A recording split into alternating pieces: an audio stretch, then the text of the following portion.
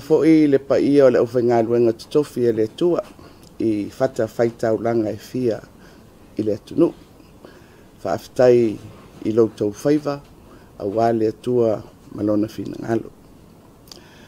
Ua mavae atu sauniga o le faailogaina o le 63 tausaga o le malo tutoʻatasi na amataina le sauniga alotu I le afiafi o le asosā aso muamua o iuni I le taʻitaʻiga a le fono ekalesia so faatasi ma e faamauina ai le agaga faafetai I le taʻitaʻi o le sauniga le fionga I le pelestene aoao o le ekalesia metutisi faapea lona auvaa mo le molia o talosaga ma le upu folafola na tomua ai Polokalame o le tatou faamanatuga.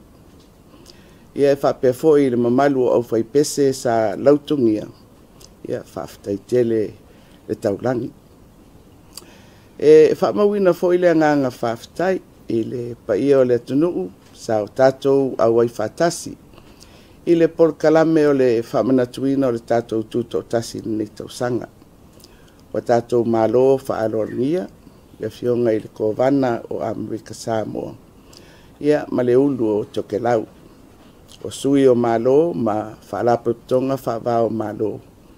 O faaululunga o matagaluega ma faalapotoga ma pisinisi I le atunuu. Ai maise nai fanau aʻoga.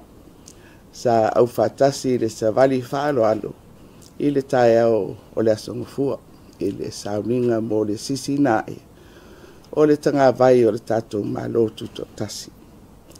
Faafetai, faamaupopo, faamalo I lo outou sao I le aso fiafia o le atunuu. Tō matū palapala ua na taeao I le malelega a le ao mamalu o le malo e faafetai ai le alofa ma le agalelei o le atua I le tatou faigamalaga I lenei 63 tausaga. Ma le naunautaʻiga ina ia tausia e Samoa faavae tausili o le tatou tū ma le aganuu I le loto gatasi e tuli iloa le lumanaʻi manuia mo tatou uma. O le aso lua o le vaiaso nei ua aloa ia ai le poloaʻiga a le ao mamalu o le malo e faataape le palemene. O le aso lulu ua faagasolo ai I le faamasinoga le mataupu a le ofisa o faiga palota mo ni faatonuga a le faamasinoga I auala e faatino ai le faiga palota tele o le a sauni atu I ai le atunuu. O le mataupu autū o loo talia o se faaiʻuga a le faamasinoga I taimi faatulagaina mo le faiga palota. Ia a ua see atu le faiga malo ia te aʻu nei ma le kapeneta o le pule faatonu tausi malo e faauauina le faafoeina o le malo seʻia tulaʻi mai se faiga malo fou I le mae ai o le faiga palota tele o loʻoloma nei. Ia o nai faasilasilaga ia mo le nofo silafia le tatou atunuu. Ia inisi o tapenaga o loo faagasolo nei. Talofalafa Samoa, the ceremonies marking the 63rd anniversary of independence have concluded, which began with a church service on the evening of Sunday, June the 1st, led by the National Council of Churches. I express gratitude to the President of the Methodist Church, who led the service, and to the reverends for the prayers and the chosen choirs for the hymns. I also extend sincere appreciation to everyone that attended and took part in our celebrations. Our guests of honor, the Honorable Governor of American Samoa, and the head of Tokelau, the members of the Diplomatic Corps, heads of ministries and corporations, civil societies, and the business community, and particularly the students who participated in the flag-raising ceremony and the marching parade. It was great to see everyone enjoying the occasion. The head of state's address recapitulated our praises to God for his love and grace that has kept our journey safe over these 63 years, with the determination that Samoa will hold the noble foundations of our tradition and culture in unity to pursue a prosperous future for all of us. Yesterday, Tuesday, the 3rd of June, the order of the head of state to dissolve Parliament became effective. Today, Wednesday, a motion from the Office of the Electoral Commission is before the court to seek declaratory judgment on timelines to conduct the general election that the country will be preparing for. In the meantime, I, along with Cabinet, continue to serve as the executive caretaker government to continue operations until a new government is formed after the upcoming general election. The main issue awaiting a decision from the court is the timing for our election. These are a few announcements to keep our community informed of some of the preparations that are underway. Soifua mai manui.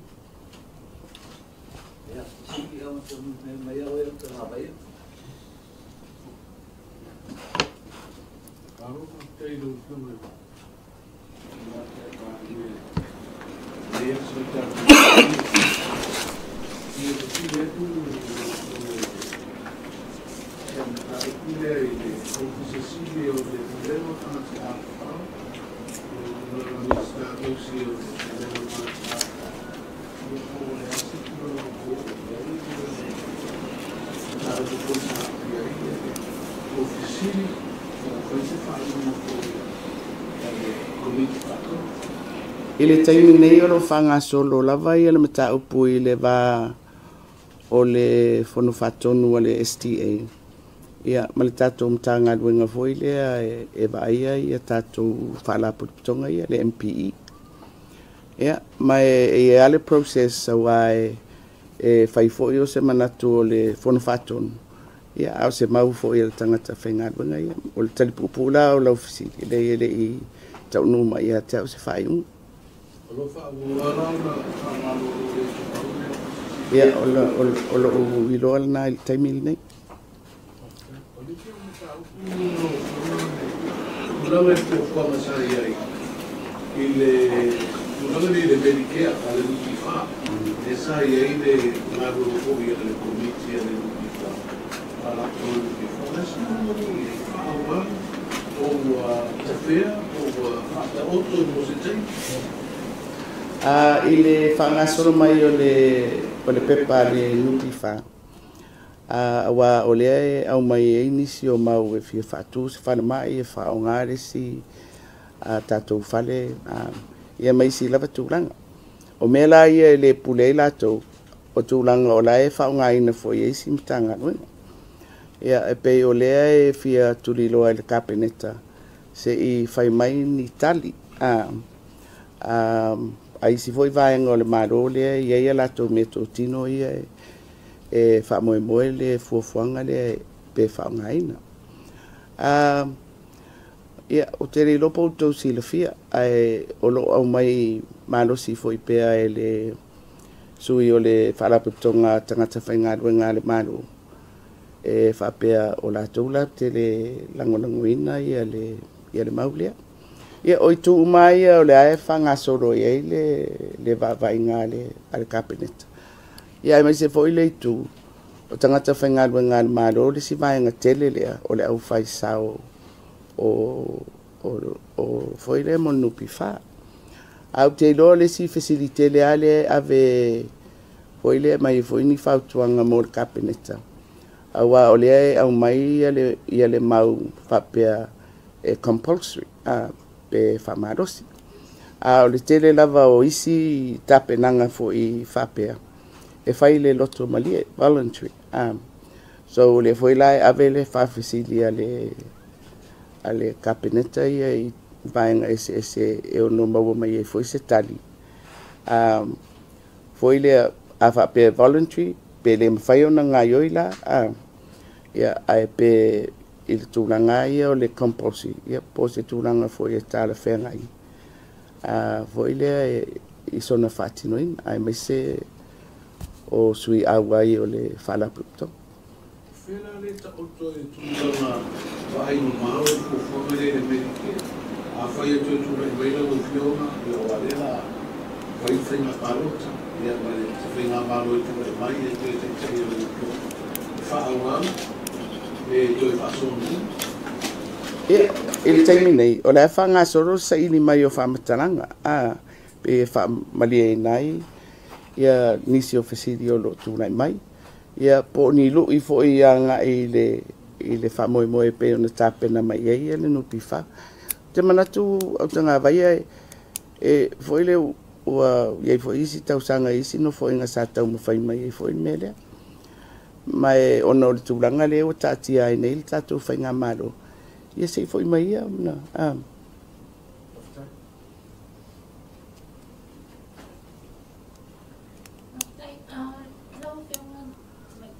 pan mia ole ofisili fa mon mole ona il bol kalamia le tai vanga fa op fa el fast pola il vai a sona teni ia le sa fa pe mai e se tu sina tu atu e suia o to ia le wa le fa pe mai o le wa be se mai la to vai na tu atu fa tu pe o le Samoa Commercial Bank fa sa fua ile to te wa tu pele o lo te wai fa mo le pe fa yon fa mala mai pe sa ona i se tu sina ave tangata le ia tarno e o le tinu si le fia le umai le tinu ia tūlanga o tu pe ale fast ai ile mele te mala mai pe le te mawa mai awa o le te ngā tupe na matou whaisau umai ai. Ia o le tūranga la le wo iai. Foi le te tauna whamaapepe a. I se tūranga foi le pe fua I lungo whaipule o le vaenga sasawa. E whapea mai lauli. E le tutusa uma ia sao vai o tau na whai tutonu o le te ngā tupele. O le alana manino I lana sau noa ngai whapea. A tu o si tu o ana a setaia le tele o ana a setaia na ave e fati no pe fai ia tau sa ilinga tu pele fai ia le tau nga tu pele fa mon mole la ofio ia o ke le lo awa o le tala na fai ile tapenanga o malanga sue tupe ia awa na ile malienga o sui e tutongi le pati foi le fa pe tangata uma pe se committee o le si tapenanga tele o pe o le oso e ave foi le I vaenga ese sa oi alela o le malam na maanga le na ai o le sa fa nga ai tupe ale vaenga fa fai o te e faula I la fa longo le na fa mtaranga fa pe oni na seta ai atonu o le si tūlena o lo atangia pea I le whanga soronga o le whanga I oio tupe. Mai lelo tala noa ia le atinu o le atinu sa ia I le komite tupe. O ile o le tele o tupe e invoice na angai ia la uli ma na pisinisi ma mea whapea na whaonga ele pati.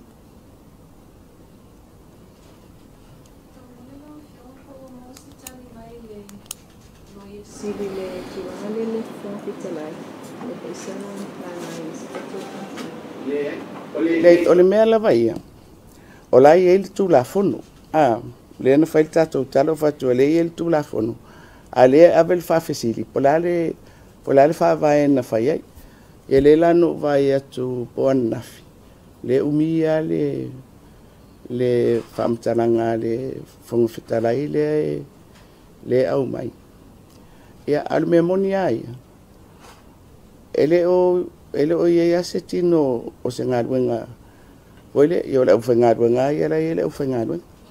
A le whaangaioinga o se ngaioinga e tautua ina i le parliament. O le toi se mea. O le ini committee, o le ini fono. Ia, Malaysia, oile le ano tautala atu ai. O le toi fo'i mai o se paia inga fou. Foile le fono mua mua. E le whaatari atu le speaker tuai lea. E whawheiroa i a sui fou. E whaatari atu e le whailau tusi o le fono. O le sila mele na foile mai e whaafoe e le whailau tusi o le fono. Le ulua i whainga pālota i tutonu o le parliament. E whiri ai ia sui fou o le parliament fou. A mata le fonga whitarai fou. E lau la manatu. A whapeo o se tūlanga o le no foi. Ia o wa le whai mai o ia le no foi.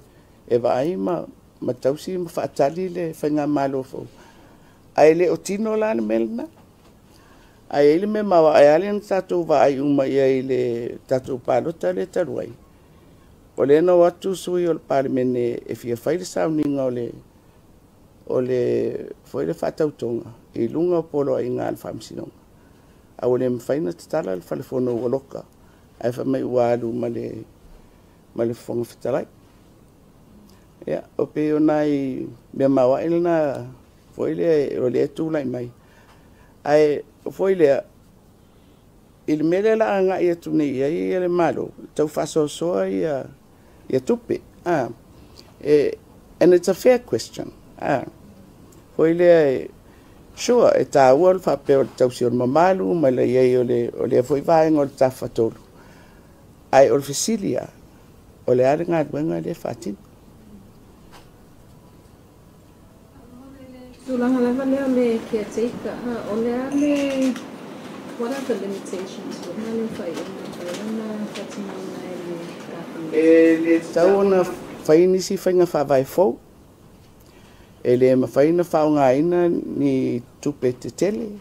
Pe whatu ni tape nanga o ni tupe tele. E o le memoni aia, o le tala o le tupe le tutoi nei. O tupe na le whanga solo ai le ngā tuengo iai. E pasi ala ia tupe o lewa, o tupe o umana whaanganga. Ia o le whawai lunga o whai unga o whai mua mua. So it's, o le tele ala whaanga i o inga o mea operational.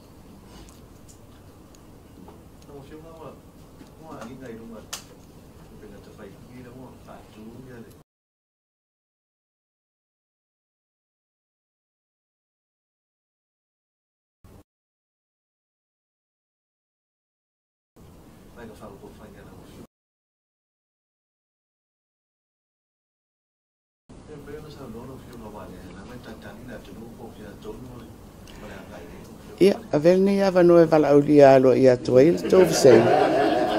O le tai au a tai au le tu lai se fulu.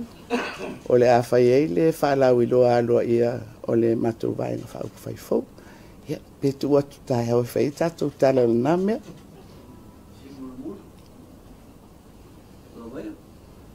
After you would ever do.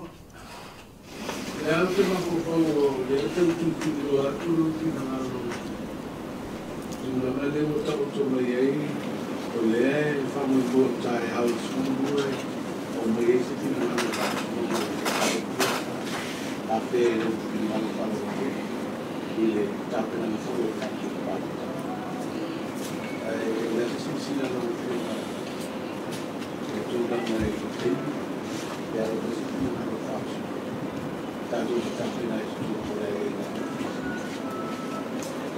O le mata upu o le whai pārota, le ofisa o le whai pārota. O le tarusanga la lai ave, e mo mia a wai lai whai mai le whawai, e tonu masina. I le tūranga masani ia, ai leo se tūranga masani le mele wa tātou iei nei. Ai mai se ala le tūranga le o le whaangasolongo o le sitala o le sipārota. O le tarusanga la a le whai pārota. Ina ia o mai se whaatananga, ia poile mo le whaapopo ia i o le si masina malafa, o lona winga e wha masina malafa. e mawhai ona lava tāpena ia lona ofisa i le whatinonga o se pālota e credible o le upulu nā whaparangi le whaunga. Ia, e te rofo e uta ngā vai. Po le aso umanatu. Aru whai unga ia. E mai mai o, ia, tātou ono sai unga. Ia, se i tātou tāria le whai unga an whamasino. Pelo peão que vai ter ali.